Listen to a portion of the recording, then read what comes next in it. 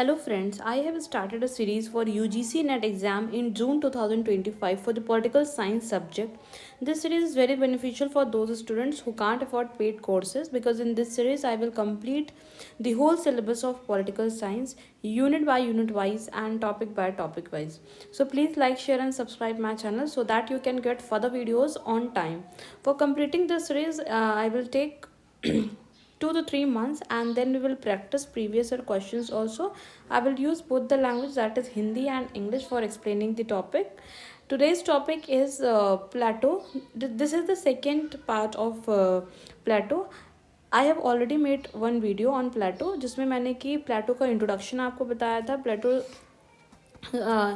ये दो students who are new तो उनके लिए मैं बता दूं कि this is unit 2. I have already completed unit 1 and all the 15 topics of unit 1, that is political theory, and this is unit 2 political thought. And in this this is the second chapter. First chapter Confucius पे था and second chapter प्लेटो पे है. प्लेटो पे मैंने एक already video बना दिया है. सो जिसने नहीं देखा है प्लीज़ वो ये वाली वीडियो देखे जहाँ पे मैंने प्लेटो कौन थे उनका इंट्रोडक्शन, फिर प्लेटो की थ्योरी. प्लेटो ने बोला कि एथिक्स ही फाउंडेशन है सभी पॉलिटिक्स का, तो एथिक्स और पॉलिटिक्स को कैसे प्लेटो ने रिलेट किया. एंड उनकी जो सॉक्रेटिस की थ्योरी ऑफ नॉलेज, एंड फिर प्लेटो का theory of ideas and theory of forms. ये यहाँ तक मैंने ऑलरेडी एक लेक्चर पे मैंने ये सारी चीज़ें समझा दी हैं. तो जिन्होंने नहीं देखा है तो पहले प्लीज़ वाला लेक्चर देखें एंड देन उसके बाद आगे का आज ये सेकेंड लेक्चर देखें, तभी आपको क्लैरिटी मिलेगी. ओके, सो आज हम पढ़ेंगे क्योंकि थोड़ा सा ये लंबा टॉपिक है एंड इसमें बहुत सारी थ्योरीज हैं जो प्लेटो ने दिया था. That's why I am making this in parts. और अब इसमें जो है ये theory of soul to theory of justice, कैसे जो है प्लेटो ने अपनी थ्योरी ऑफ जस्टिस दिया उसके बारे में हम लोग देखेंगे. ओके, सो सबसे पहली बात कि जो प्लेटो की थ्योरी ऑफ सोल जस्टिस थी, सबसे पहले हम थ्योरी ऑफ सोल को समझने की कोशिश करेंगे. सी, प्लेटो की जो थ्योरी ऑफ सोल है उसमें प्लेटो ने सबसे पहले बोला कि ह्यूमन सोल जो होती हैं वो उनके पास 3 वर्च्यूज़ होते हैं, मतलब 3 गुण होते हैं. ठीक है, एक तो नॉलेज, दूसरा करेज एंड तीसरा एपेटाइट. ओके, आपको मैंने बहुत ही क्लैरिटी के साथ इसको समझाने की कोशिश की है. अगर आप ओपी गाबा को पढ़ेंगे, क्योंकि मैंने इस मतलब लेक्चर्स में ये वेस्टर्न पॉलिटिकल थॉट जो यूपीएससी वाले स्टूडेंट्स हैं, चाहे वो यूजीसी की प्रिपरेशन कर रहे हों चाहे वो यूपीएससी वाले स्टूडेंट्स हों, दोनों के लिए ये लेक्चर बहुत ही बेनिफिशियल है. बिकॉज इसमें मैंने जो भी इम्पॉर्टेंट पॉइंट्स थे ओपी गाबा के, जिन बच्चों को ओपी गाबा रीड नहीं समझ में आती है तो पहले वो ये लेक्चर देखें एंड देन ओपी गाबा को अगर रीड करेंगे तो उन्हें क्लैरिटी मिलेगी, बेटर क्लैरिटी मिलेगी. क्योंकि उसमें तो एक थ्योरी का जो है फिलॉसफी के फॉर्म में लिखा हुआ है, बट एक क्लैरिटी उतनी नहीं समझ में आएगी अगर आपको बैकग्राउंड थोड़ा बहुत नहीं पता होगा. ठीक है, so theory of soul to theory of justice. So Plato ने क्या बोला कि ह्यूमन सोल जो है कि उसके पास 3 गुण होते हैं. एक होता है पहला नॉलेज, दूसरा करेज, तीसरा एपेटाइट. और हर एक मैन की जो सोल है वो इन्हीं जो 3 वर्च्यूज़ हैं इसी के डोमिनेंस के अकॉर्डिंग जो है वो डिफ़ाइन की जाती है. ठीक है, ये जो 3 वर्च्यू हैं वो किस प्रपोर्शन में किसी इंसान के अंदर प्रेजेंट है वो डिटरमाइन करता है कि वो मतलब ह्यूमन बीइंग किस क्लास में जाएगा. ठीक है, सो ये जो डोमिनेंस है वो डिटरमाइन करता है कि डिवीज़न ऑफ क्लासेस कैसे होगा. तो इन्हीं जो 3 वर्च्यूज़ हैं इसके बेसिस में 3 क्लासेस भी बनाई गई, मतलब प्लेटो ने डिफ़ाइन किया और बोला कि हर एक क्लास जो है वो डिफरेंट मेटल से बनी हुई है. मतलब ये मेटल्स मतलब मिथ ऑफ मेटल्स जैसे हम कहते हैं, मतलब एक्चुअली में कोई मेटल से क्लास नहीं बनी है, बट उन्होंने मतलब एक फ़िलॉसफी देने के लिए ये वर्ड यूज़ कर दिया कि सबसे पहली बात, ये जो 3 वर्च्यूज़, ये 3 गुण होते हैं वो सभी ह्यूमन बींग्स में पाए जाते हैं, बट इनका जो प्रपोर्शन होता है वो हर एक इंसान में डिफरेंट होता है. और इस प्रपोर्शन में जो डिफरेंस आता है, इस प्रपोर्शन के अकॉर्डिंग ही जो है, डोमिनेंस के अकॉर्डिंग ही क्लास में वो लोग डिवाइड होते हैं डिफरेंट डिफरेंट क्लास में। ठीक है, जैसे कि अब इसको मैं समझाने की कोशिश करती हूँ इस टेबल के थ्रू, आपको ज़्यादा अच्छे से समझ में आएगा। देखिए, सबसे पहले प्लेटो ने क्या बोला कि अगर किसी व्यक्ति के पास, वैसे तो तीनों चीज़ें होती हैं, नॉलेज, करेज, टेम्परेंस, बट अगर नॉलेज की मात्रा ज़्यादा है तो उस इंसान के पास विजडम ज़्यादा है। ठीक है, उसका डोमिनेंट ट्रेट क्या होगा, विजडम होगा।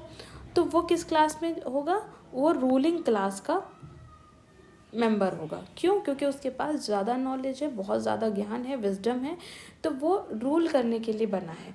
और वो, या फिर ये कह सकते हैं कि थ्योरी ऑफ जस्टिस में आप इसको फिलोसोफर किंग के टर्म्स में भी समझ सकते हैं। ठीक है, क्योंकि प्लेटो के अकॉर्डिंग उन्होंने बोला कि जो सिटी के स्टेट्स को रूल करेगा वो एक फिलोसोफर किंग कहलाएगा या फिलोसोफर किंग होगा। ठीक है, सो ये इनकी थ्योरी ऑफ सोल में इन्होंने बताया कि कैसे 3 क्लासेस में सोल डिवाइड होती हैं according to the dominance of different virtues. Okay, I hope ये समझ में आ रहा होगा। तो जिसके पास नॉलेज ज़्यादा है उसका डोमिनेंट ट्रेट विजडम होगा और वो रूलिंग क्लास का मेंबर होगा। और वो, उसको हम कैसे रिप्रेजेंट करेंगे, गोल्ड मेडल से रिप्रेजेंट करेंगे। और उसका फंक्शन क्या है, टू रूल, क्योंकि वो रूलिंग क्लास का है, उसके पास ज़्यादा विजडम एंड नॉलेज है, तो वो रूल करेगा। फिर उन्होंने बोला जिन भी ह्यूमंस के अंदर करेज ज़्यादा होता है वो लोग के डोमिनेंट ट्रेट क्या होती है, इमोशंस डोमिनेंट ट्रेट होते हैं, और ऐसे लोग सोल्जर क्लास का जो है वो पार्ट होते हैं। ठीक है, और उन्हें किस मेटल से रिप्रेजेंट किया जाता है, सिल्वर मेटल से किया जाता है। और इनका क्या काम है, जो सोल्जर क्लास हो, जिनके पास ज़्यादा करेज है, वो प्रोटेक्ट करने का, प्रजा को, मतलब जो भी सिटी स्टेट के मेंबर है उनको प्रोटेक्ट करने का काम होता है इस क्लास का, रू सोल्जर क्लास का।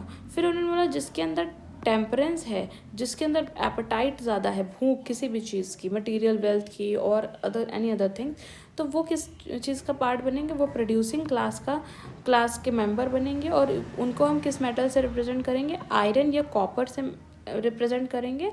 और उनका फंक्शन क्या है, प्रोड्यूस करना सोसाइटी में, मतलब क्या प्रोड्यूस करना, डिफरेंट मटेरियल थिंग्स जो होती हैं, एंड उसको ट्रेड करना। ठीक है, तो आई होप आपको ये बात समझ में आ गई होगी कि कैसे प्लेटो ने डिफरेंट ह्यूमन बींग्स की according to the dominance of different virtue जो है डिफरेंट क्लासेस में डिवाइड किया। ठीक है, अभी मैं ये पहले इस चीज़ को समझो, इनकी थ्योरी ऑफ सोल, फिर कैसे थ्योरी ऑफ जस्टिस डिफरेंट चीज़ों को मिक्स करके उन्होंने अपनी थ्योरी ऑफ जस्टिस दिया। उन्होंने कैसे बताया कि जस्टिस कैसे सोसाइटी में अचीव की जा सकती है, इन्हीं सबको मिक्स करके उन्होंने फिर बताया। ठीक है, तो आप देखो, उन्होंने सबसे पहले ह्यूमन बींग्स को डिफरेंट क्लासेस में डिवाइड कर दिया according to the dominance of virtues. फिर उन्होंने बोला कि क्योंकि जो ये स्टेट होता है it is individual writ large, ये बहुत इंपॉर्टेंट है, ये यूपीएससी में यहाँ से क्वेश्चन भी आया है ऑप्शनल स्टूडेंट्स के लिए। तो इसका मतलब क्या हुआ कि प्लेटो ने क्या बोला कि the state is individual writ large, मतलब इसका कहने का इनका मतलब कहने का एक ही मतलब था कि जो स्टेट है वो इन्हीं ह्यूमन बींग्स से मिलकर बना हुआ, हर एक इंडिविजुअल से मिलकर स्टेट बना हुआ है। तो इंडिविजुअल्स को, पहले इंडिविजुअल को समझना इम्पॉर्टेंट है कि उसके अंदर कौन सी चीज़ का डोमिनेंस है, और उसके बाद जो है वो उस जैसा मतलब इंडिविजुअल में जो ट्रेट्स होती हैं उसके अकॉर्डिंग फिर स्टेट उससे बनता है। ठीक है, तो जस्टिस क्या है, justice is both an individual virtue भी है एंड एक सोसाइटल स्ट्रक्चर भी है। ठीक है, जस्टिस को उन्होंने कैसे बताया कि वो एक इंडिविजुअल के अंदर कैसे क्या वर्च्यू है, ये भी जस्टिस को डिफाइन करता है। जैसे अगर मान लीजिए मेरे अंदर अगर जस्टिस करने की गुण है तो ये एक इंडिविजुअल वर्च्यू भी हो गई, और मेरे से ही क्योंकि सोसाइटी बनी है तो सोसाइटी में भी ऑब्वियस सी बात है अगर हर एक इंडिविजुअल में जस्टिस वाले गुण होंगे तो सोसाइटी का स्ट्रक्चर भी कैसा होगा, वो भी जस्टिस वाला ही होगा, और वो ऐसे सोसाइटी में हार्मनी और स्पेशलाइजेशन रहेगी where each person class fulfils their proper role contributing to the overall good. तो उन्होंने बोला कि अगर ऐसे सोसाइटी रहे जहाँ पे अपने गुण के हिसाब से लोग अपना फंक्शन करें और हार्मनी के साथ, मतलब पीसफुली एक साथ रहें और अपने अपने जो उनके गुण हैं और जिस चीज़ में जिस क्लास में उनको डिवाइड किया गया उसमें वो स्पेशलाइजेशन अचीव करें, तो ऐसे सोसाइटी जो है वो ओवरऑल गुड ही प्रोड्यूस करती है। मतलब ओवरऑल ऐसी सोसाइटी जस्टिस ही प्रोवाइड करती है सभी इंडिविजुअल के लिए, और ऐसी सोसाइटी में ऑटोमेटिकली जस्टिस रहता है। तो ये प्लेटो के अकॉर्डिंग था। ठीक है, नाउ इंडिविजुअल लेवल पे क्या बोला कि इंडिविजुअल लेवल पे अगर हम समझें कि एक जस्ट इंडिविजुअल क्या होता है, जो मतलब जस्टिस करता है, ठीक है, जो न्याय पूर्वक इंसान होता है, वो कौन होता है? वो is one whose soul is in harmony with reason ruling over spirit and appetite. एक जस्ट इंडिविजुअल वो होता है जिसकी आत्मा इस चीज़ की हार्मनी, मतलब जिसकी आत्मा इस चीज़ को कंट्रोल कर लेती है कि अपने ज्ञान को, अपनी स्पिरिट और एपेटाइट और भूख से और करेज को कंट्रोल कर ले। ज्ञान जिसका जो है वो ज़्यादा डोमिनेंट ट्रेट हो, ठीक है, जिसका विजडम ज़्यादा डोमिनेंट ट्रेट हो, वो ऐसा व्यक्ति इंडिविजुअल जो है वो कैसा होता है? जस्ट होता है। और अगर हम सोसाइटी के लेवल पे जस्ट बोलें तो a just society is one where हर एक क्लास, चाहे रूलर क्लास हो, चाहे सोल्जर क्लास हो, चाहे प्रोड्यूसर क्लास हो, वो अपना डेजिग्नेटेड रोल, जैसे कि यहाँ ऊपर देखा ना कि रूलर क्लास का डेजिग्नेटेड रोल क्या था? टू रूल, सोल्जर क्लास का टू प्रोटेक्ट, प्रोड्यूसर क्लास का टू प्रोड्यूस। तो हर एक क्लास अपने डेजिग्नेटेड रोल को अगर बहुत ही ईमानदारी के साथ जो है वो फुलफ़िल करे, पूरा करे, और बिना किसी को डिस्टर्ब किए, बिना किसी दूसरे क्लास को इंटरफेयर किए, तो ऐसी सोसाइटी क्या होती है? वो जस्ट सोसाइटी होती है, क्योंकि ऐसी सोसाइटी में सभी का अच्छा ही होता है, सभी का भला ही होता है। ठीक है, उन्होंने एनालॉजी ऑफ बॉडी का भी एग्जाम्पल दिया। क्या यहाँ पे एनालॉजी ऑफ, मतलब इन्होंने एनालॉजी बॉडी का एनालॉजी क्या दिया कि जैसे कि हमारी बॉडी में अगर हम अपनी इस पूरी बॉडी को क्या किससे कंपेयर कर ले? स्टेट से कंपेयर कर ले। और इस हर बॉडी के पार्ट्स को किससे कंपेयर कर ले? इंडिविजुअल से, जो स्टेट में रहने वाले लोग हैं। तो हर एक व्यक्ति का जैसे कि अपना अपना रोल है, और वो अपना रोल अगर ईमानदारी से निभाए तो ओवरऑल स्टेट जो है वो जस्ट ही होगी। इसको उन्होंने इस तरह समझाने की कोशिश की बॉडी का एग्जाम्पल देके, जैसे कि हमारी बॉडी में ब्रेन है, लिवर है, किडनी है, हैंड्स है, नोज़ है, मतलब डिफरेंट ऑर्गन्स हैं हमारी बॉडी में, और हर एक ऑर्गन का डेजिग्नेटेड रोल है। तो ये जो हर एक ऑर्गन अगर अपने डेजिग्नेटेड रोल को सही तरीके से निभाते रहते हैं तो हमारी पूरी बॉडी जो है वो हेल्दी, फिट एंड फाइन रहती है और हर पीस में रहती है। तो इसी तरह उन्होंने सोसाइटी को भी डिफ़ाइन करने की कोशिश की कि जो स्टेट है वो भी किससे बना हुआ है? वो इंडिविजुअल से बना है। तो इंडिविजुअल्स के पहले उनमें कौन से गुण हैं, उन गुण के अकॉर्डिंग इंडिविजुअल को डिफरेंट क्लासेस में डिवाइड करना चाहिए, और फिर उनको उनका जो डेजिग्नेटेड रोल है वो अगर अपने डेजिग्नेटेड रोल को पूरी ऑनेस्टी के साथ निभाएंगे तो पूरा होल सोसाइटी या स्टेट कैसा होगा? जस्ट होगा।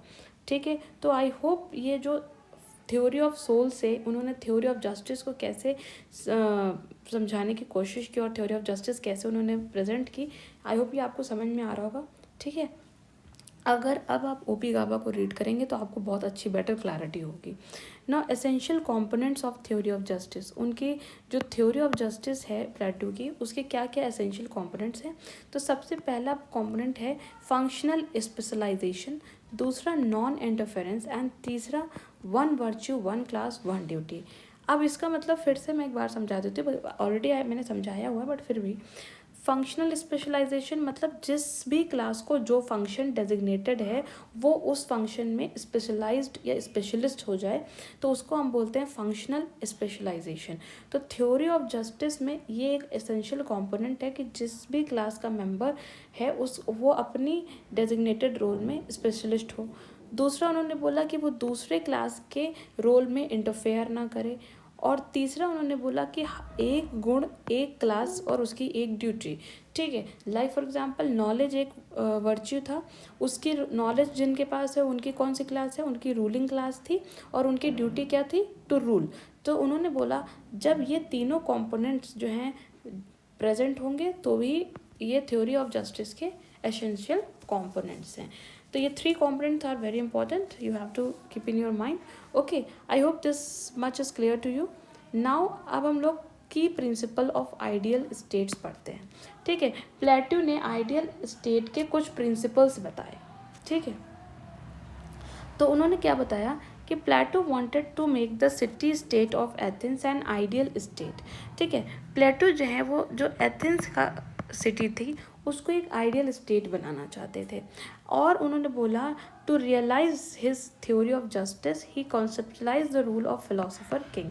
ठीक है, क्योंकि प्लेटो जो है वो एथेंस को बहुत ही एक आइडियल स्टेट बनाना चाहते थे, तो इसलिए उन्होंने क्या बोला कि अगर हमें स्टेट को आइडियल बनाना है तो हमें उस स्टेट में किसका रूल होना चाहिए, फिलोसोफर किंग का रूल होना चाहिए, the rule of philosopher king. Okay, अब वो फिलोसोफर किंग को कैसे हम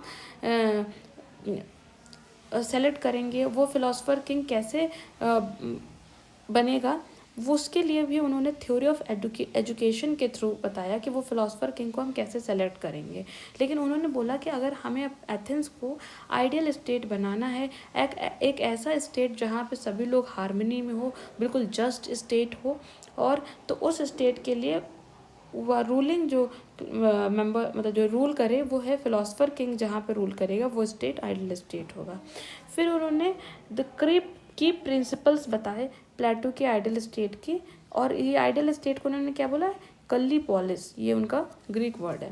ठीक है, फिर सबसे पहला उन्होंने प्रिंसिपल क्या बताया, करप्शन एंड नेपोटिज्म पूरी तरीके से ख़त्म हो जाना चाहिए।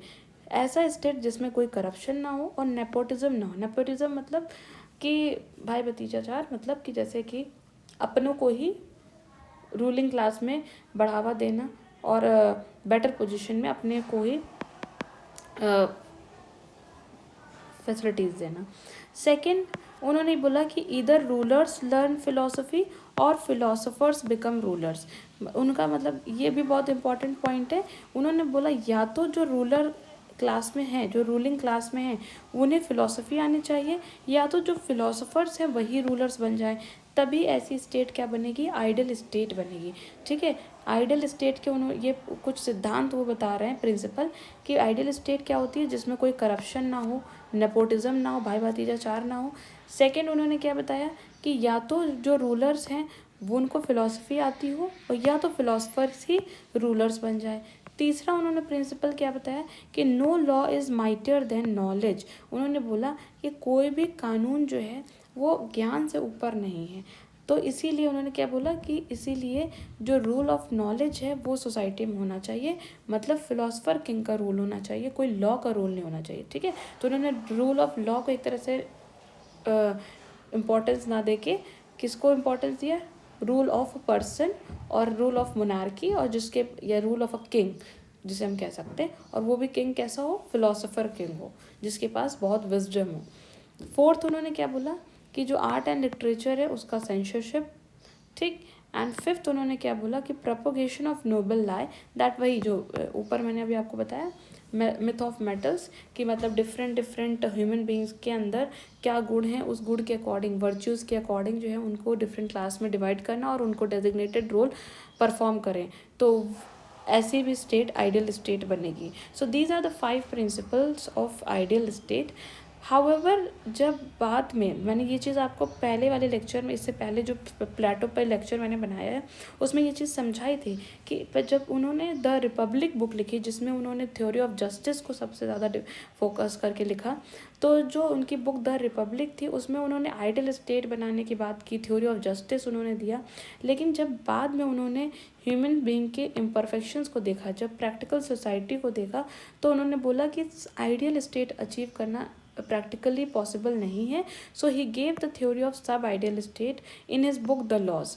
ठीक है, फिर उन्होंने अपनी बुक द लॉज, जो लेटर स्टेज में अपनी लाइफ में उन्होंने द लॉज बुक लिखा, उसमें उन्होंने बोला कि हम लोग आइडियल स्टेट को तो नहीं अचीव कर सकते, but we can achieve such ideal state, and he favoured the state based on laws rather than reason. तो उन्होंने क्या, बाद में उन्होंने क्या फेवर किया कि ऐसा स्टेट हम फेवर करते हैं जहाँ पे लॉज के बेसिस पे स्टेट हो, ना कि रीज़न या विजडम के बेसिस पे हो।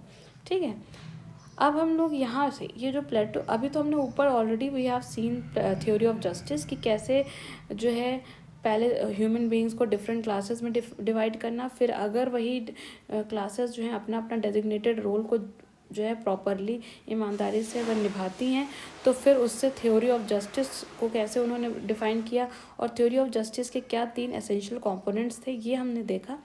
अब यहाँ से जो मैं थ्योरी ऑफ जस्टिस को फिर से समझाने जा रही हूँ ये ओपी गाबा से है, ठीक है। ये ओपी गाबा से कुछ इम्पॉर्टेंट पॉइंट्स हैं। देखो ओपी गाबा में इसी वे में लिखा हुआ है, तो आपको जब वो बुक रीड करेंगे तो you will have better clarity, ठीक है। सबसे पहली बात, for explaining the theory of justice Plato used different analogies. And किसकी एनालॉजीज उन्होंने यूज़ की? He use the analogies of craftsman and physician. He said कि जैसे कि हमें अपने अगर हमें कोई इम्पॉर्टेंट काम करना होता है, या जैसे सपोज़ हम कोई बीमार होते हैं तो हम एक अच्छा डॉक्टर ढूंढते हैं अपने लिए, ठीक है। अगर हमारे हाथ मतलब सपोज़ हार्ट में पेन है तो हम लोग कार्डियोलॉजिस्ट को कोशिश करते हैं, मतलब ऐसा डॉक्टर जो हार्ट का स्पेशलिस्ट हो। अगर हमारे सपोज़ किडनी में कोई प्रॉब्लम तो हम किडनी स्पेशलिस्ट को देखते हैं। हमारी आइज़ में कोई प्रॉब्लम हो तो हम एक बेटर ऑप्टोमेट्रिस्ट को सर्च करते हैं।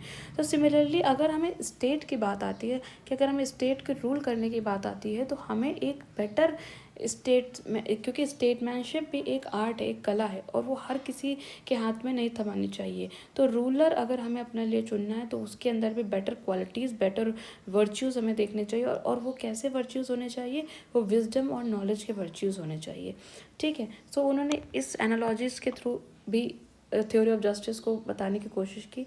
इन्होंने टेलीलॉजिकल मेथड को यूज़ किया। टेलीलॉजिकल मेथड होता है कि जिसमें कि हम अल्टीमेट पर्पस को देखते हैं, ठीक है। इन्होंने बोला कि किसी भी स्टेट का अल्टीमेट पर्पस क्या है? जस्टिस पाना। जिस भी स्टेट में जस्टिस हो रहा है, न्यायपूर्वक रूलिंग हो रही है, तो वो स्टेट कैसा है? वही एक मतलब फुलफिल्ड स्टेट है, या हम कह सकते हैं कि स्टेट का अल्टीमेट पर्पस ही यही होता है, ठीक है। तो और लेकिन जस्टिस क्या है? जस्टिस एक एथिकल कॉन्सेप्ट है जो कि मॉरल फिलॉसफी से कंसर्न है। इन्होंने ये भी बताया कि state is individual writ large. मैंने ऑलरेडी इस स्टेटमेंट को I have already explained it कि state is made up of various human beings. State is composed of human beings. So first of all we have to see the virtues in human beings, or then we have to classify them into different classes, and after that state जो just state है वो बनेगा। अब उन्होंने बोला कि क्योंकि justice ही state का अल्टीमेट पर्पस है, तो लेकिन जस्टिस एक एथिकल कॉन्सेप्ट है, तो एथिक्स को स्टडी करने के लिए we have to study the nature of man, okay. और for that he also used dialectical method. Dialectical मतलब मैथड मीन्स डिस्कशन किया, ठीक है। उन्होंने अपनी थ्योरी ऑफ जस्टिस देने के लिए उन्होंने डिस्कशन किया। 4 लोगों से उन्होंने डिस्कशन किया डायलेक्टिक्स के फॉर्म में, ठीक है। तो इन्होंने कौन सा मेथड यूज़ किया? डायलेक्टिकल मेथड यूज़ किया। सबसे पहले उन्होंने सेफेलस से, ये उन्हीं के ही टाइम पे और फिलोसफर थे, उन लोगों से उन्होंने डिस्कशन किया डायलेक्टिकल मेथड से, ठीक है। तो सबसे पहले उन्होंने सेफेलस से डिस्कशन किया और उन्होंने क्वेश्चन पूछा कि जस्टिस क्या है। तो सेफेलस ने बोला कि speaking truth and paying one's due debt is justice. उन्होंने बोला सच बोलना और अपना जो कर्जा है उसको पूरा करना ही जस्टिस है। बट प्लेटो उनकी इस बात से मतलब सेटिस्फाइड नहीं हुआ और उन्होंने बोला कि नहीं, ऐसा नहीं। फिर उन्होंने पॉलीमार्कस से बात किया। पॉलीमार्कस ने क्या बोला कि जस्टिस क्या है? According to Polemarchus, giving each person his due. उन्होंने बोला हर पर्सन को उसका ड्यू देना, मतलब कि फ्रेंड्स के साथ अच्छा करना और एनिमीज़ के साथ इविल करना, ये जस्टिस है। तो प्लेटो इस पे भी इस चीज़ से भी सेटिस्फाइड नहीं हुए और उन्होंने बोला कि जस्टिस ये नहीं होता है, अच्छा हम सबके साथ करना सोच सकते हैं बट किसी के साथ बुरा करना जस्टिस नहीं है। फिर उन्होंने थ्रेसिमैकस से बात किया। थ्रेसिमैकस से जब डायलेक्टिकल मेथड डिस्कशन किया तो थ्रेसिमैकस ने जस्टिस को क्या बताया कि justice is the interest of stronger.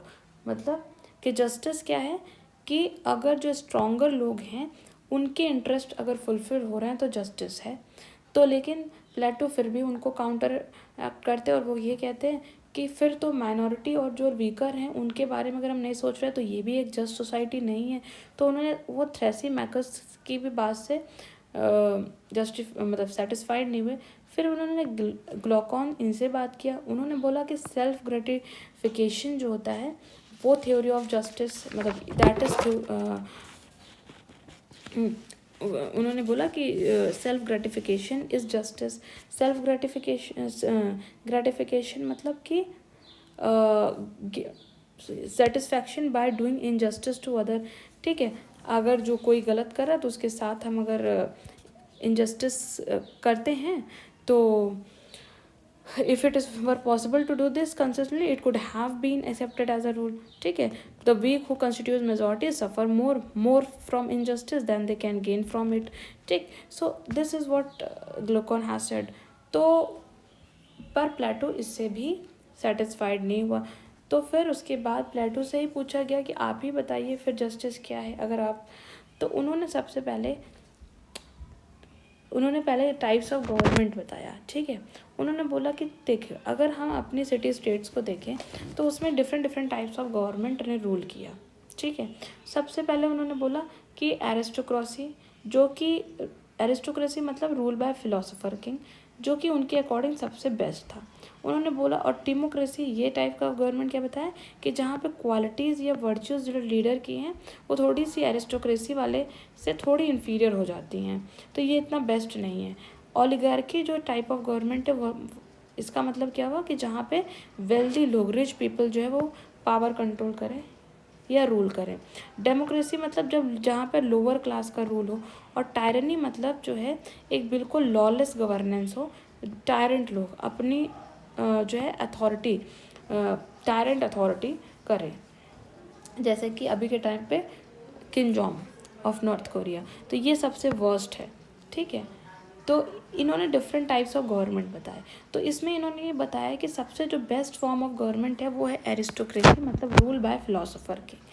और इसीलिए फिलोसोफर किंग जिसके पास विजडम है, जिसके पास नॉलेज उसका डोमिनेंट ट्रेट है, अगर ऐसा किंग किसी स्टेट को रूल करेगा तो वो जस्टिस मतलब उस स्टेट में जस्टिस प्रिवेल होगी एंड ऐसा स्टेट जस्ट स्टेट होगा। ओके, तो आई होप आपको ये बात समझ में आई कि कैसे वो धीरे धीरे जस्टिस को समझाने की कोशिश कर रहे हैं। कि सबसे पहले उन्होंने डायलेक्टिकल मेथड से डिफरेंट लोग से जस्टिस के बारे में पूछा, फिर उन्होंने उस चीज़ को काउंटरैक्ट किया और बोला कि जस्टिस ये नहीं है। फिर उन्होंने डिफरेंट टाइप्स ऑफ गवर्नमेंट बताई और उसमें ये बताया कि उन्होंने कि सबसे जो बेस्ट फॉर्म ऑफ गवर्नमेंट है वो एरिस्टोक्रेसी है, जिसमें कि रूल बाय फिलोसोफर किंग। और वो फिलोसोफर किंग क्यों? क्योंकि उसके पास विजडम है, वो जस्टिस मतलब सोसाइटी में जस्टिस करने में, न्याय करने में सफल रहेगा। और अब फिर उन्होंने बताया कि क्योंकि स्टेटमैनशिप जो है वो राज को मतलब चलाना एक बहुत ही स्पेशलाइज्ड फंक्शन है। जैसे कि हमारे हार्ट के लिए हमारे बॉडी में डिफरेंट जो बॉडी पार्ट्स है उसके लिए डिफरेंट स्पेशलिस्ट डॉक्टर्स होते हैं। तो सिमिलरली स्टेटमैनशिप भी बहुत ही स्पेशलाइज्ड फंक्शन है। तो इसके लिए भी एक बहुत ही क्वालिफाइड पर्सन ही इस चीज़ को कर सकता है, और ऐसा पर्सन जिसके अंदर बहुत ही अच्छे मॉरल कैरेक्टर का हो। तो मॉरल कैरेक्टर का जो इंसान होगा उसको क्या बोलेंगे? फिलोसोफर किंग बोलेंगे। तो उन्होंने बोला इससे हम डेमागॉग से मिसलीड ना करें। डेमागॉग मतलब क्या होता है कि एक ऐसा पॉलिटिकल लीडर जो कि पीपल का जो सपोर्ट है वो कैसे जीतता है, उनके इमोशंस को अपील करके। ठीक है, कोई रैशनल आर्गूमेंट्स नहीं देता है, बस बड़ी बड़ी बातें करके वो पब्लिक को ये जानता है कि पब्लिक को क्या चाहिए, तो उस उनके इमोशंस के साथ उनको अपील करके उस तरह से फिर वो वोट जीतने की कोशिश करके और फिर रूल करता है। तो वो डेमागॉग है। तो ये डेमागॉग जो है हमें ऐसा किंग या ऐसा राजा नहीं चाहिए, हमें ऐसा राजा चाहिए जिसके अंदर बहुत ही अच्छे मॉरल प्रिंसिपल्स हों, जिसके अंदर विजडम हो और नॉलेज हो, क्योंकि ऐसा ही जो किंग होगा वो क्या करेगा? सोसाइटी में जस्टिस प्रोवाइड करेगा। ठीक है, सो उन्होंने बोला कि लाइक मैन लाइक स्टेट, जैसा मतलब वही कहते हैं ना, जैसे राजा वैसी प्रजा। ओके, सो आई होप ये थ्योरी ऑफ जस्टिस उनकी समझ में आ रही होगी। तो ये जो चार्ट है ये ओपी गाभा से है, ये जो चार्ट है ये ओपी गाभा से लिया गया है। जिसमें कि उन्होंने थ्योरी ऑफ जस्टिस को कैसे समझाया कि सोशल क्लास बताई, जो ऊपर मैंने ऑलरेडी समझाया है, और डोमिनेंट ट्रेड और बेफिटिंग वर्च्यूज। उन्होंने बोला जैसे कि ट्रेडर क्लास जो होती है उसके उनके अंदर सबसे ज़्यादा जो गुण होते हैं वो क्या होता है, उनकी एपेटाइट, डिज़ायर, वो हमेशा कुछ ना कुछ मटीरियल अचीव करना चाहते हैं, मटीरियल वेल्थ को। तो उनको कौन सा वर्च्यू ज़्यादा फिट होता है, टेम्परेंस। सोल्जर क्लास, उनके अंदर इमोशंस होते हैं, उनके अंदर करेज होता है। फिलोसोफर्स, जिनके अंदर नॉलेज होती है, तो ऐसा लोग के पास काफ़ी विजडम होता है। तो हमारे जो स्टेट है, स्टेट की जो बेफिटिंग क्या है, स्टेट का अल्टीमेट पर्पस क्या है, to achieve justice. And if all these classes will be, अगर ये जो सारी क्लासेस जो हैं वो अपने डेजिग्नेटेड रोल को बेटर वे से परफॉर्म करेंगी तो सोसाइटी में जस्टिस रहेगी। और ऐसे स्टेट को रूल कौन करना चाहिए, फिलोसफर किंग रूल करना चाहिए। So this was Plato's theory of justice, I have already explained. तो एक तरह से इन्होंने आर्किटेक्टोनिक थ्योरी ऑफ जस्टिस दिया। आर्किटेक्टोनिक मतलब जैसे कि घर को बनाने के लिए डिफरेंट मतलब इस घर का जो आर्किटेक्चर बनाने के लिए डिफरेंट लोग आते हैं, जैसे वायरिंग करने के लिए अलग मिस्त्री अलग होते हैं, और फोर सीलिंग बनाने के लिए अलग लोग आते हैं, पेंटिंग करने के लिए अलग आते हैं। तो जो डिफरेंट जिसका स्पेशलिस्ट होते हैं वो आते हैं। तो इसी तरह इन्होंने जस्टिस की भी थ्योरी को कैसे डिफाइन मतलब दिया, आर्किटेक्टोनिक थ्योरी ऑफ जस्टिस दिया। मतलब कि डिफरेंट लोगों के डिफरेंट रूल्स मतलब रोल्स हैं, और वो रोल्स को जब वो पूरा करेंगे तो ऐसी सोसाइटी जस्ट सोसाइटी होगी। सो आई होप ये जो थ्योरी ऑफ जस्टिस आपको अच्छे से समझ में आई होगी कि कैसे सोसाइटी में पहले वो ह्यूमन को क्लासीफाई करते हैं डिफरेंट क्लासेस में, फिर बोलते हैं कि अगर यही जो ह्यूमन्स हैं वो अपने अपने रोल्स को अच्छे से निभाएंगे तो ऐसी सोसाइटी जस्टिस सोसाइटी मतलब जस्ट सोसाइटी होगी। और ऐसे मतलब स्टेट को रूल कौन करना चाहिए, फिलोसोफर किंग को रूल करना चाहिए। यहाँ तक समझ में आया। अब फिलोसोफर किंग को कैसे चूज़ करना है उसके लिए उन्होंने क्या दिया, प्लेटो ने अपने थ्योरी ऑफ एजुकेशन दी। ठीक है, अब हम लोग समझते हैं कि थ्योरी ऑफ एजुकेशन क्या है। ठीक, तो सबसे पहले रूसो जो थे फिलोसोफर, उन्होंने ये जो प्लेटो ने जो बुक लिखी थी, ये बुक किसकी थी, ये प्लेटोस की बुक थी। ठीक है, ये मत कंफ्यूज हो जाना कि ये रूसो की बुक थी, ये प्लेटो की बुक थी। तो द रिपब्लिक, इन्होंने रूसो ने क्या बोला कि ये जो द रिपब्लिक बुक है ये सबसे बहुत ही फाइनेस्ट बुक है। अगर हम एजुकेशन की थ्योरी को देखें तो सबसे बेस्ट तरीके से किसी ने लिखा है तो प्लेटो ने लिखा है। इन्होंने बोला कि जो एजुकेशन है वो कैसी होनी चाहिए, स्टेट कंट्रोल एजुकेशन होनी चाहिए। और ऐसी एजुकेशन का क्या पर्पस होना चाहिए कि एक ऐसी सोल या ऐसे गुणों के पीपल को, ऐसे वर्च्यूज़ ऑफ पीपल को सर्च करना जो कि आइडियल स्टेट बनाने में मदद करे। तो उन्होंने, समझ में आ रहा है ये क्या कहना चाह रहे हैं कि थ्योरी ऑफ एजुकेशन में सबसे पहले उन्होंने बोला कि एजुकेशन कैसे होना चाहिए, स्टेट कंट्रोल होना चाहिए। और एजुकेट करना, लोगों को एजुकेट करने का एक पर्पस ये होना चाहिए, मेन इम्पॉर्टेंट पर्पस, कि उन पर्सन्स को जब हम एजुकेट करेंगे तो उसी में से किसी एक हम पर्सन को चूज़ करेंगे जिसके पास सबसे ज़्यादा विजडम होगी और वो फिलोसफर किंग का डेजिग्नेशन होल्ड करेगा। ठीक है, फिर उन्होंने बोला कि जो एजुकेशन है वो इक्वली सबको मिलनी चाहिए और क्वालिटी होनी चाहिए एजुकेशन में सभी के लिए। इन्होंने डिफ्रेंशिएट नहीं किया, इन्होंने बोला कि including the children of producing classes, सभी को इक्वल एजुकेशन मिलनी चाहिए। तो इन्होंने क्या बताया कि एजुकेशन सॉरी, तो इन्होंने उसके लिए क्या बोला कि जैसे कि एक और थ्योरी दी थी कम्युनिज्म ऑफ, यहाँ पे ही देखिए, communism of wifes and property. इसको मैं समझाऊंगी अलग से, फिर उसके बाद थ्योरी ऑफ एजुकेशन और communism of wifes and property, इन दोनों को मिक्स करूँगी कि फिर समझ में आएगा आपको अच्छे से। ठीक है, सो थ्योरी ऑफ एजुकेशन उन्होंने क्या बोला कि एजुकेशन कैसा होना चाहिए कि सभी को मिलना चाहिए। ठीक है, और सभी को इक्वल अपॉर्चुनिटी मिलनी चाहिए एजुकेशन के लिए। फिर उन्होंने डिफरेंट स्टेजेस में एजुकेशन को डिवाइड किया। सबसे पहली स्टेज उन्होंने बताया कि 0 to 10 ईयर्स तक के एज ग्रुप वाले चिल्ड्रन को क्या चीज़ पढ़ाना चाहिए, उनको फिज़िकल एजुकेशन देनी चाहिए, मतलब जिम्नाजियम, प्लेग्राउंड वगैरह ये सब, ताकि उनकी फिज़िक्स मजबूत हो। ठीक, और वो हेल्दी रहें, क्योंकि healthy body makes a healthy mind and later on वो, ताकि उन्हें कभी लाइफ में अपने हेल्थ को लेके प्रॉब्लम ना हो। तो जो नींव है उन नींव उनकी मजबूत होनी चाहिए। तो 0 to 10 ईयर्स जो स्टेज 1 थी उसमें उन्हें फिजिकल एजुकेशन मिलनी चाहिए। फिर प्लेटो ने अब सेकेंड स्टेज बताई। सेकेंड स्टेज का एज ग्रुप क्या था? 11 to 15 ईयर्स। इन्होंने बोला कि 11 to 15 ईयर्स के में क्या एजुकेशन देनी चाहिए? म्यूज़िक का एजुकेशन, मैथमेटिक्स का, basic mathematics, history and science. Third stage उन्होंने क्या बताई? पहले थर्ड स्टेज में 16 to 20 ईयर्स का एज ग्रुप है, जिसमें कि उन्हें मॉरल एजुकेशन देनी चाहिए। और जब ये 16 to 20 ईयर्स जब जीरो मतलब जो स्टूडेंट यहाँ तक पहुँच जाएं, 20 ईयर्स के जब हो जाएं, तो 20 ईयर्स की एज में एक टेस्ट होना चाहिए, एग्ज़ाम होना चाहिए। और जो लोग उस एग्ज़ाम को फेल कर जाएंगे वो किसका पार्ट बन जाएंगे? वो प्रोड्यूसिंग क्लास के पार्ट बन जाएंगे। अभी मैंने ऊपर थ्योरी ऑफ सोल्स में बताया ना कि डिफरेंट क्लासेस में लोगों को डिवाइड करना है, और डिफरेंट क्लासेस में लोगों को कैसे डिवाइड करना है, जिसके अंदर जो वर्च्यू डोमिनेंट होगा उस अकॉर्डिंग से। तो उस वर्च्यू को हम लोग कैसे समझेंगे, उसके लिए उन्होंने थ्योरी ऑफ एजुकेशन दी। ठीक है, कि सबसे पहले सबको इक्वल फुटिंग में सबको इक्वल एजुकेशन मिलनी चाहिए। फिर 20 साल की उम्र में आने के बाद सभी का एक एग्ज़ाम होना चाहिए, और उस एग्ज़ाम में जो लोग फेल होंगे वो किसका पार्ट बन जाएंगे?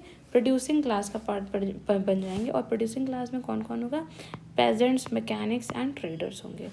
फिर उन्होंने फोर्थ स्टेज ऑफ एजुकेशन बताई, जो कि 21 ईयर्स से 30 ईयर्स तक की थी, जिसमें उन्होंने बोला कि फिर इस एज ग्रुप में उन्हें हम हायर एजुकेशन देंगे। देखो, जो फेल हो गए वो तो प्रोड्यूसिंग क्लास का मेंबर बन गए, और जो लोग पास हुए वो अब इस स्टेज को में आएंगे, वो फोर्थ स्टेज में आएंगे, और उन्हें हायर एजुकेशन दी जाएगी। Maths, astronomy, geometry, harmonics and etcetera types of subjects पढ़ाए जाएंगे। फिर जो ये लोग पास हुए थे उन सभी लोगों का 30 साल की उम्र में फिर एक एग्ज़ाम होगा, और जो लोग इस एग्ज़ाम में फेल होंगे वो लोग सोल्जर क्लास या ऑक्सिलरी क्लास का पार्ट बन जाएंगे। जो लोग फेल हुए वो तो ऑक्सिलरी या सोल्जर क्लास का पार्ट बन गए। और सपोज़ इस एग्ज़ाम में जो 30 ईयर्स की एज में हुआ, उसमें जो लोग पास हो गए वो 5th स्टेज पे मूव ऑन करेंगे। हाँ, ये बात समझ में आ रही है कि पहले के 3 स्टेजेस तक तो सभी को इक्वल पढ़ाया जाएगा। फिर 20 ईयर्स की एज में उनका सभी का टेस्ट होगा, एग्ज़ाम होगा, और उस एग्ज़ाम में जो फेल होंगे वो पहली क्लास प्रोड्यूसिंग क्लास का मेंबर बन जाएंगे, पार्ट बन जाएंगे। और जो लोग पास होंगे वो लोग 4th स्टेज पे आ जाएंगे। फिर उन्हें 10 साल तक जो लोग पास हुए हैं उनको हायर एजुकेशन दी जाएगी। फिर 30 साल की उम्र में उनका एग्ज़ाम होगा, और उस एग्ज़ाम में जो लोग फेल होंगे वो सोल्जर क्लास बन जाएंगे, और जो लोग पास होंगे वो 5th स्टेज पे पहुंच जाएंगे। और फिर 31 से 35 ईयर्स तक की जो लोग पहुंच गए हैं इस स्टेज तक, उनको डायलेक्टिक्स, मेटाफिज़िक्स, लॉजिक, फिलॉसफी जैसे सब्जेक्ट्स को पढ़ाया जाएगा।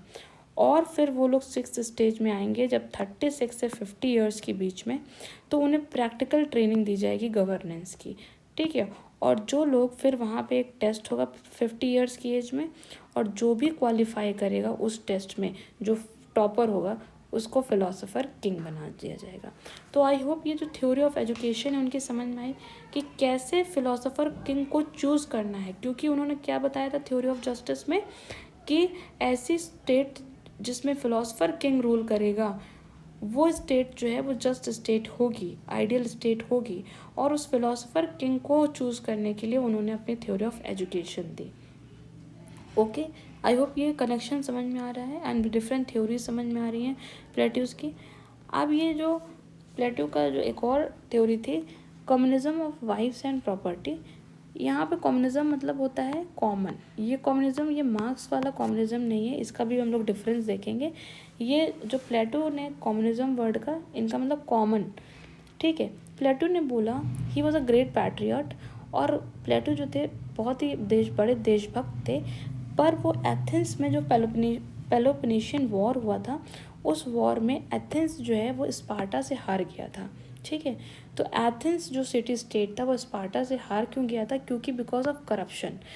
एथेंस में ही जो रूलिंग क्लास के लोग थे उसमें बहुत करप्शन था, और उस करप्शन की वजह से एथेंस हार गया था। और क्योंकि प्लेटो बहुत बड़े पैट्रियट थे, देशभक्त थे, वो अपने देश को हारता हुआ देख के बहुत दुखी हुए थे। तो उन्होंने इसीलिए डेमोक्रेसी को क्रिटिसाइज़ किया था और उन्होंने बोला था कि डेमोक्रेसी मतलब रूल ऑफ मिडिल क्लास, और मिडिल क्लास के पास तो नॉलेज और विजडम होती ही नहीं है कि कैसे हमें रूल करना है, उनके पास मॉरल प्रिंसिपल्स इतने नहीं होते हैं। तो इसी वजह से एथेंस हारा है और इसीलिए जो है रूल ऑफ मतलब democracy form of democratic form of government नहीं होनी चाहिए, क्योंकि ऐसा डेमोक्रेसी में बहुत ही एरोगेंस और इग्नोरेंस होता है, लोगों के अंदर इग्नोरेंस है, एरोगेंस है। तो उन्होंने क्या बोला कि फ़िलासफ़र किंग, इसीलिए उन्होंने बोला कि फ़िलासफ़र किंग का रूल होना चाहिए। और उन्होंने कम्युनिज्म अप्लाई किया किसको, गार्जियन क्लास को। अब गार्जियन क्लास में कौन कौन सी क्लास आती हैं, एक तो फर्स्ट रूलिंग क्लास और सेकंड जो है वो ऑक्सिलरी क्लास। इन्होंने इन दो क्लासेस के लिए क्या बोला कि कम्युनिज्म होना चाहिए। कम्युनिज्म मतलब ये कि कॉमन प्राइवेट प्रॉपर्टी नहीं होनी चाहिए किसी के पास। ये जो रूलिंग क्लास या ऑक्सिलरी क्लास के मेंबर्स हैं उनके पास अपनी प्राइवेट प्रॉपर्टी नहीं होनी चाहिए। और स्टेट जो है वो डिसाइड करेगा वाइफ्स में या मैरिज कैसे करनी है। सिर्फ प्रोड्यूसिंग क्लास जो होते हैं उनके अपने वो अपने बच्चों को अपने कर मतलब बच्चों को अपने साथ रख सकते हैं। अदरवाइज़ जो रूलिंग क्लास और ऑक्सिलरी क्लास है उस क्लास, इन दोनों क्लास में कॉमन वाइफ्स का कॉन्सेप्ट होगा, कॉमन प्रॉपर्टी का कॉन्सेप्ट होगा एंड कॉमन चिल्ड्रन का कॉन्सेप्ट होगा। ये बात समझ में आया कि नहीं आया? और इसको मैं और अच्छे से अगर एक्सप्लेन करूँ तो इसका मतलब ये हुआ कि communism of wifes and property, इससे प्लेटो का मतलब ये था कि जो गार्जियंस है दैट मीन्स जो रूलिंग क्लास और ऑक्सिलरी क्लास है they will not have any private families. Okay, उनकी कोई प्राइवेट फैमिलीज नहीं होगी। जैसे आज के डेट में हस्बैंड वाइफ्स एंड उनके बच्चे, ये एक प्राइवेट फैमिली है। उन्होंने बोला no, they guardians will not have any private families. All the guardians, चाहे वो मेन एंड वीमेन हैं, they will be isolated from the ordinary populations. और वो उन्होंने प्लेटो ने ग्रुप मैरिजेस को प्रमोट किया। उन्होंने बोला कि ग्रुप मैरिजेस होंगी, common wifes and common husbands होंगे, कॉमन चिल्ड्रन होंगे। No man and women would be allowed to know the identity of his or her child. अपने बच्चों की आइडेंटिटी नहीं पता चलेगी कि कौन मेरा बच्चा है, कौन अपना, सबका कॉमन बच्चे होंगे और सबके कॉमन वाइफ्स होंगे। No member of the guardian class will have any तक वीकनेस, क्योंकि जब किसी को ये सब कुछ कॉमन होगा तो कोई वीकनेस नहीं रहेगी, कोई अपने बच्चे को या अपनी वाइफ को या अपने हस्बैंड को फेवर नहीं करेगा। तो इन्होंने ऐसा कुछ कॉन्सेप्ट दिया था जो कि आज के टाइम पे तो बिल्कुल वैलिड नहीं है। ठीक है, सो दिस ट्विन प्रिंसिपल, तो common wifes and common property, इस चीज़ का थ्योरी दिया था इन्होंने। अब देखिए जो डिस्टिंक्शन है between Plato's communism and modern communism, जो प्लेटो का कम्युनिज्म था और जो अभी मॉडर्न कम्युनिज्म जो कार्ल मार्क्स ने दिया था उसमें क्या डिफरेंस है। सबसे पहले हम एप्लीकेशन की बात करें तो जो ये प्लेटो का कम्युनिज्म था ये किस क्लास के लिए एप्लीकेबल था, गार्जियन क्लास में के लिए। और गार्जियन क्लास में कौन कौन थे, ruling class and soldier class. लेकिन जो मॉडर्न कम्युनिज्म है ये सभी पूरी सोसाइटी पे अप्लाई होता था। फिर इसमें ट्रांजिशन का तरीका क्या था, एलिब्रेट, इन्होंने बोला कि एजुकेशनल सिस्टम के थ्रू हम ट्रांजिट कर सकते हैं। इन्होंने बोला कि हम कम्युनिज्म अचीव करने के लिए हमें रेवोल्यूशन लाना पड़ेगा। इन्होंने बोला कि कम्युनिज्म लाने के लिए हम education system, theory of education दिया था और उसमें उन्होंने ये बताया था कि कैसे common wifes and common children होंगे, सबके बच्चे एक साथ रहेंगे और सब फिर कैसे पढ़ने जाएंगे। किसी भी पेरेंट्स को अपने बच्चे की आइडेंटिटी नहीं पता होगी। फिर इन्होंने नेचर ऑफ कम्युनिज्म में के बेसिस पे क्या डिस्टिंक्ट किया कि शेयरिंग ऑफ कॉमन प्रॉपर्टी होगी और कॉमन वाइफ्स होंगी सबकी। ठीक है, इन्होंने, और प्लेटो जो मॉडर्न कम्युनिज्म का मतलब क्या हुआ, common ownership of property only, not wifes और चिल्ड्रन। ठीक है, इसका गोल क्या था, satisfaction of minimum needs, basic minimum needs को बस सेटिस्फाई करना है, ना कि वेल्थ एकोमुलेट करना है। इन्होंने बोला कि मटेरियल नीड्स को, सभी मटेरियल नीड्स को पूरा करना। इन्होंने मिनिमम नीड्स की फुलफिलमेंट की बात की थी, इन्होंने ऑल मटेरियल नीड्स की फुलफिलमेंट की बात किया था। इसमें प्राइमेसी इन्होंने किसको दिया, मॉरल वैल्यूज़ को ज़्यादा प्राइमेसी दिया और इन्होंने मटेरियल सेटिस्फेक्शन होना को ज़्यादा, तो इन्होंने मॉरल वैल्यूज़ को इम्पोर्टेंस दिया और इन्होंने मटेरियल सेटिस्फेक्शन को। इन्होंने अथॉरिटी, जो प्लेटो ने अथॉरिटी किसको दी, फिलोसफर किंग को दी। और मॉडर्न कम्युनिज्म में जो अथॉरिटी है या रूलिंग क्लास किसको बताया गया, वर्किंग क्लास को बताया गया. So these were the differences between Plato's communism and modern communism. I hope ये समझ में आया. ये जब कार्ल मार्क्स को आप पढ़ेंगे तो और बेटर समझ में आएगा कि मॉडर्न कम्युनिज्म क्या है. फिर आप प्लेटो के कम्युनिज्म से कंपेयर करेंगे तो और बेटर क्लैरिटी मिलेगी. ठीक है. अब ये सारी थ्योरीज थी प्लेटोज की, बट प्लेटोज को बहुत लोगों ने क्रिटिसाइज भी किया, जिससे सबसे बड़े जो क्रिटिक थे वो Karl Popper, Bertrand Russell, R H S. Grossman. These were the philosophers और the thinkers who criticised Plato. इन्होंने प्लेटो को क्या बताया कि प्लेटो एक बहुत एक टोटलिटेरियन है, पूरी अथॉरिटी स्टेट को दे रहे हैं, वो भी फिलोसफर किंग को ही.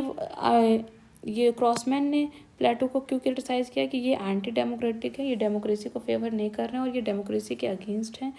ठीक है. कार्ल पॉपर ने बोला कि ये फ्रीडम के एंटागोनिस्ट हैं, मतलब फ्रीडम के अगेंस्ट हैं.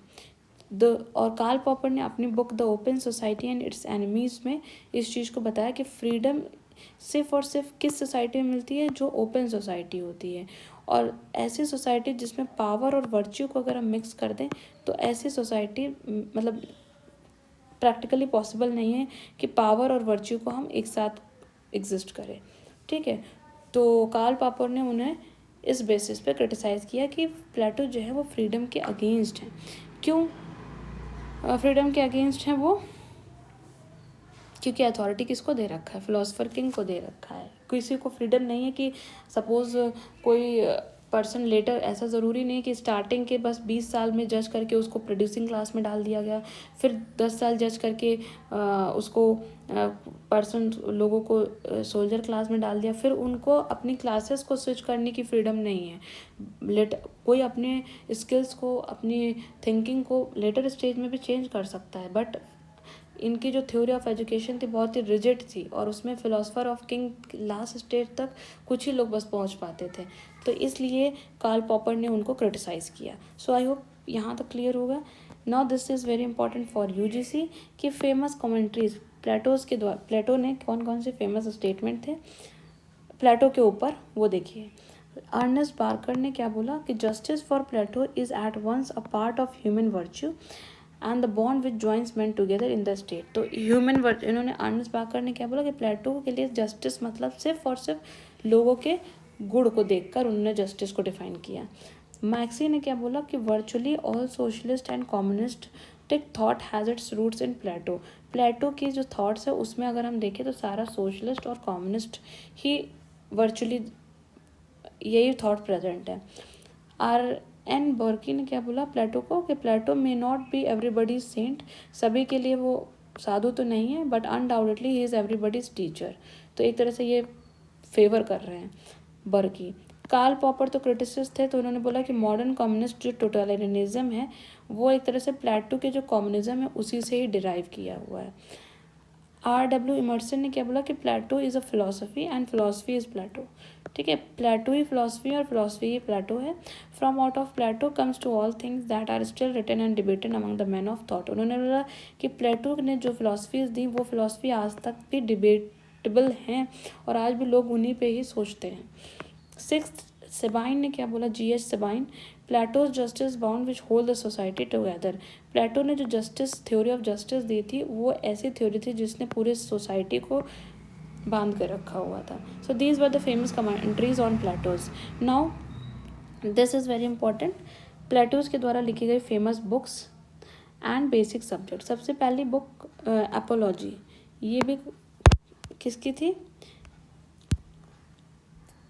ये बुक थी एपोलॉजी प्लेटो ने. इसमें सोक्रेटिस को डिफेंस करके, सोक्रेटिस की जो स्पीच थी उसको डिफेंस करके प्लेटो ने लिखा था. Crito, political obligation and disobedience इनका इस बुक का थीम था. फेडो, इसमें सोल की इमोरलिटी पे डिस्कशन था. ये सारी बुक थी. ठीक है. क्रोनोलॉजिकल ऑर्डर में तो सबसे पहले अपोलॉजी लिखी. अपोलॉजी ऑब्वियस सी बात है क्योंकि सोक्रेटिस को डेथ सेंटेंस मिल गया था, मारवा दिया गया था. तो इसी प्लेटो उनके भक्त थे, प्लेटो उनके एक तरह से डिसाइपल थे. तो ऑब्वियस सी बात है अपने जो टीचर हैं उनको उनके डिफेंस में वो उन्होंने एक बुक लिखी सबसे पहले अपोलॉजी. फिर क्रीटो, उन्होंने क्रीटो में पॉलिटिकल ऑब्लिगेशन और डिसोबीडियंस, ये सब के इस टॉपिक पे इन्होंने ये बुक लिखी। फेडो, उसके बाद जो उन्होंने बुक लिखी वो फेडो में उन्होंने क्या लिखा कि कैसे सोल इमोरल होती है। फिर उन्होंने मेनो लिखा, मेनो में टीचिंग वर्च्यूज़ कौन कौन से हैं उसका आइडियाज़। फिर गॉर्गियास में उन्होंने इम्पोर्टेंस ऑफ कॉन्साइंस इसका लिखा। फिर उन्होंने बाद में रिपब्लिक लिखी। फिर उन्होंने स्टेट्समैन लिखी एंड लॉज। ये 3 बुक तो इम्पॉर्टेंट ही हैं वैसे, और ये भी स्टार्टिंग की बुक्स को दिमाग में सेट कर लीजिए, यहाँ से भी क्वेश्चन आता है।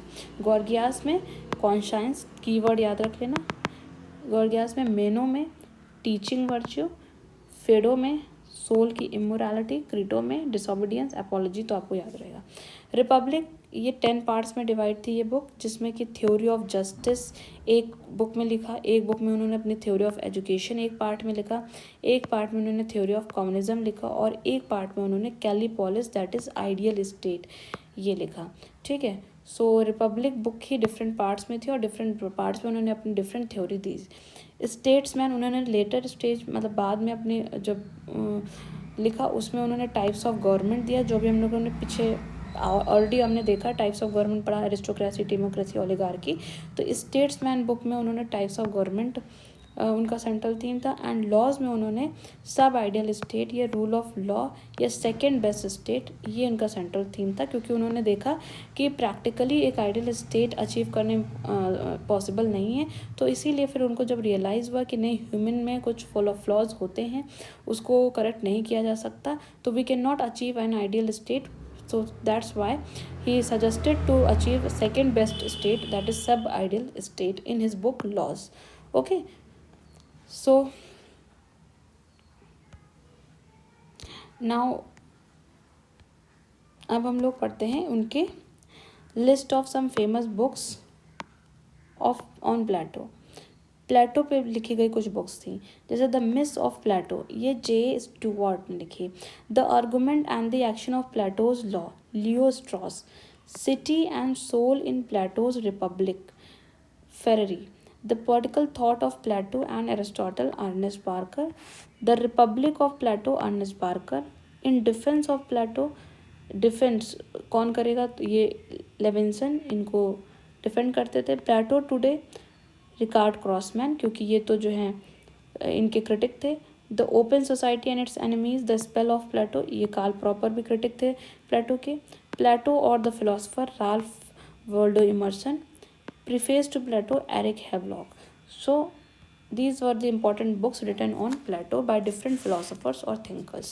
So this is all about Plato. मैंने प्लेटो के बारे में जितना उनकी थ्योरीज थी, जो भी इम्पोर्टेंट उनकी बुक्स थी, उनके ऊपर लिखी गई बुक्स और उनके ऊपर बोले गए स्टेटमेंट जो इम्पोर्टेंट थे, जो इस एग्ज़ाम में रेलेवेंट हैं, मैंने ये सारा कुछ आपको पढ़ा दिया गया है। बिल्कुल टू द पॉइंट लेक्चर था।